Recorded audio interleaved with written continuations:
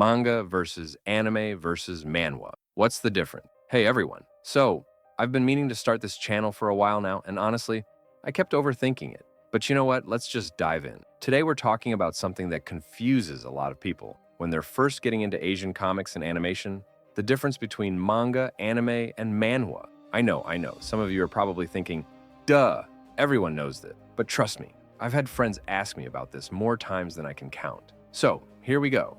Let's start with manga.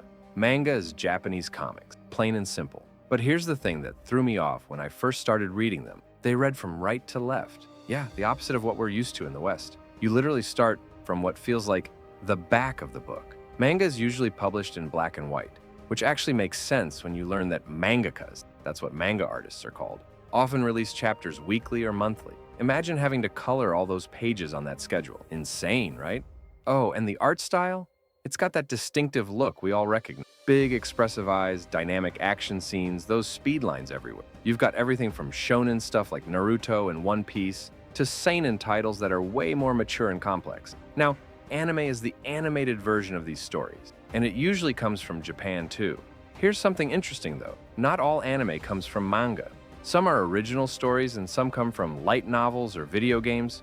The thing about anime is that it brings these stories to life with color, voice acting, music, all of that.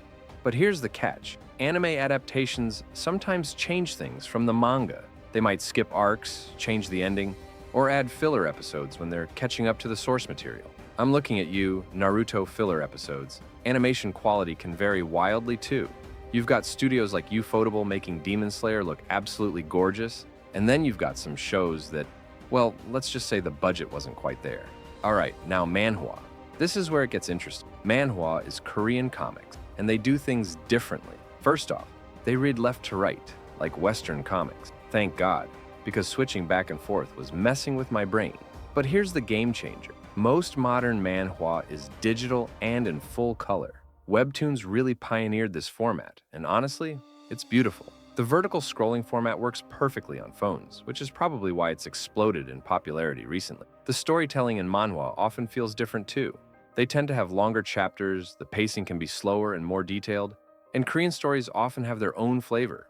You've got stuff like Solo Leveling, Tower of God, The Beginning After the End. Absolutely phenomenal stories. So basically, manga is Japanese black and white comics that read right to left, anime is Japanese animation, and manhwa is Korean comics that are usually digital, full color, and read left to right. But honestly, these are just labels. What matters is finding stories you love, regardless of where they come from. I've had manga that made me cry, anime that kept me up all night binging, and manhwa that I couldn't stop scrolling through. If you're new to any of these, just pick something that looks interesting and jump in. That's what I did, and here I am making videos about it now. Anyway, that's it for this first video. Let me know in the comments what you're currently reading or watching. And if this was helpful, maybe hit that subscribe button. I'm planning to talk about more stuff like that. All right, catch you in the next one.